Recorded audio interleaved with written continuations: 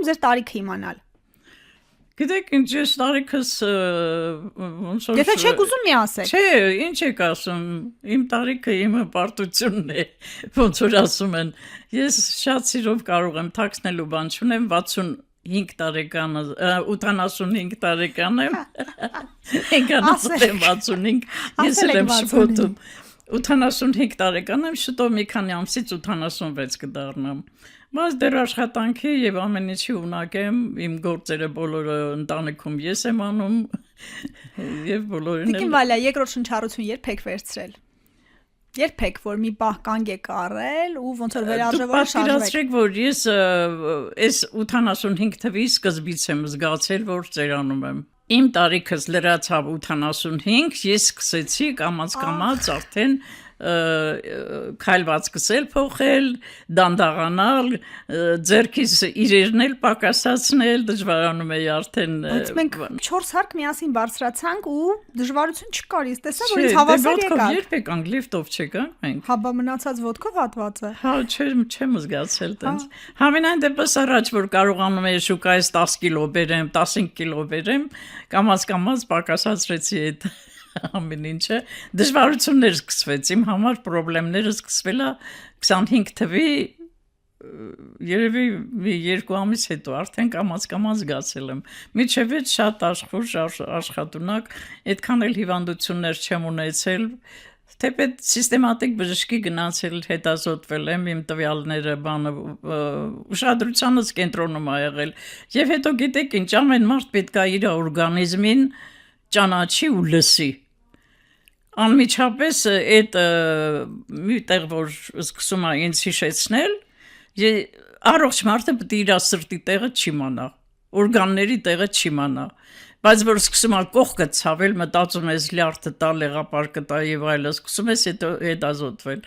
Առողջ մարդը պետք է իր օրգանների տեղը չիմանա, թեպետ ցանկալի է որ գոնե տարին մի անգամ մարդը հետազոտվի։ Այսինքն պատասխանատվությունն ու պարտաճանաչությունը նաև առողջության հետ կապված հարցերում դրսևորենք։ Այո, չէ, ես ոչ մի հարցում չեմ զլացել, չեմ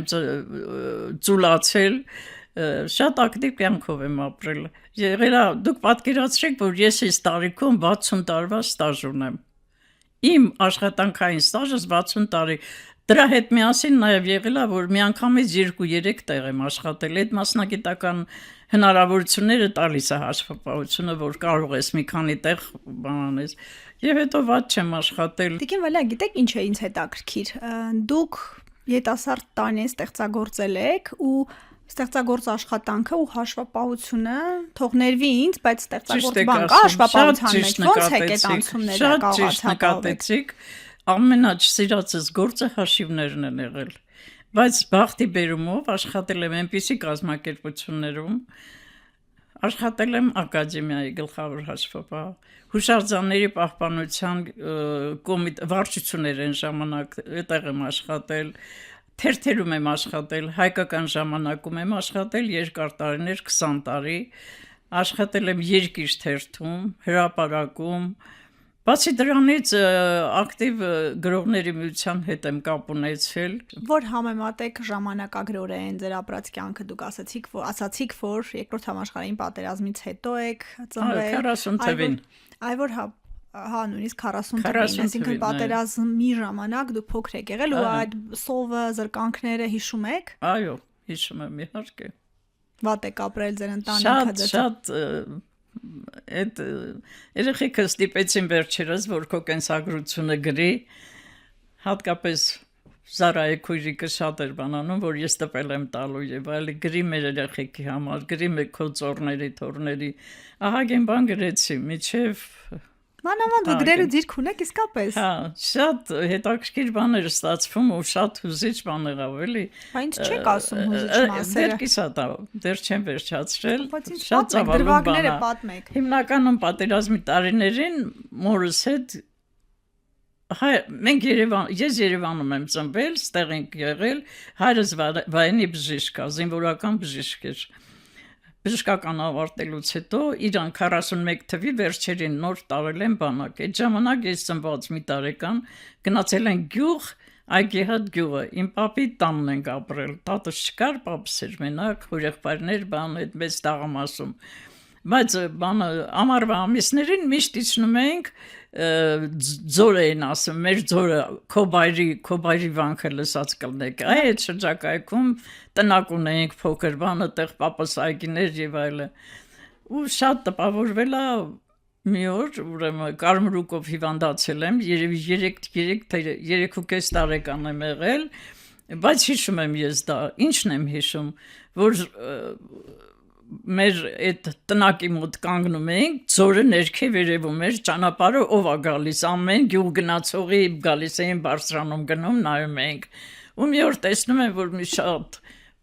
լավ հագնված զինվորական մարդ է գալիս, մամաս ասում է, ախ, Իրանի քո պապանը լինի, ու գալիս է իմ պապան է լինում,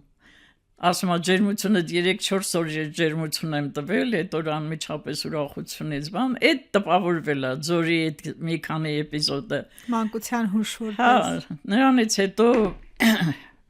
էլի 3 տարի մնացել ենք գյուղում, մինչև հայրս եկել է ու Կիրովական ենք տեղափոխվել, իրան այնտեղ նշանակեցին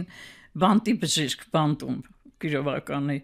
Մենք էլ գնացինք այնտեղ ու իմ մանկություն, պատանեկությունը այնտեղ է անցել։ Լավ եք հիշում, ձեր մանկությունը, պատանեկությունը լավ եք հիշում։ Հա, ոչինչ։ Այդ գրողների միության հետ, այդ էքսկուրսիաներ,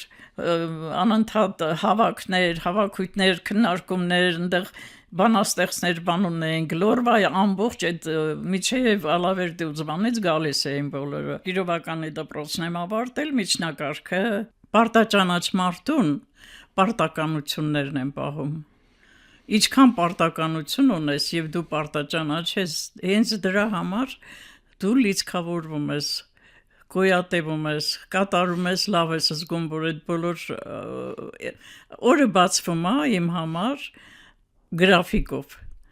Ինչով պիտի զբաղվեմ, ինչ պիտի անեմ, ուր եմ գնալու, որ թորնիկս ինչ պատվեր է տվել, ինչ պիտի կատարեմ ում համար, ինչ համով ճաշ եմ պատրաստելու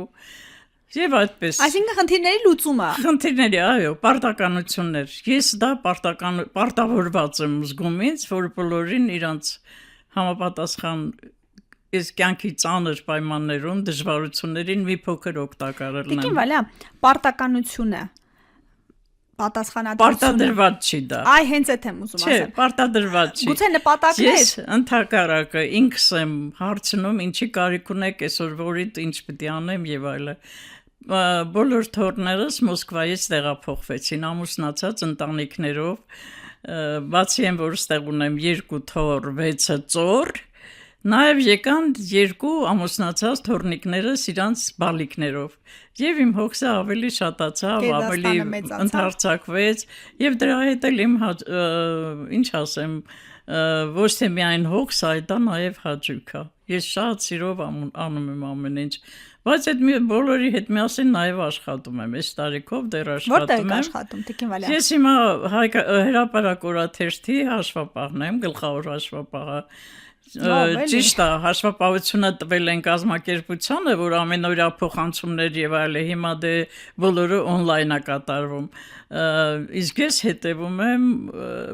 ամեն օրյա կարգով, անպայման ստուգում եմ իրանց արածները, բալանս եմ փակում, վնասու արդյունք եմ հանում, հարկայինի հետ աշխատում եմ, մեր ամեն ինչը իմ հսկողության տակ է, փոխանցումները ոչ մի օր չուշացնեն, հարկերը եւ այլը եւ այլն։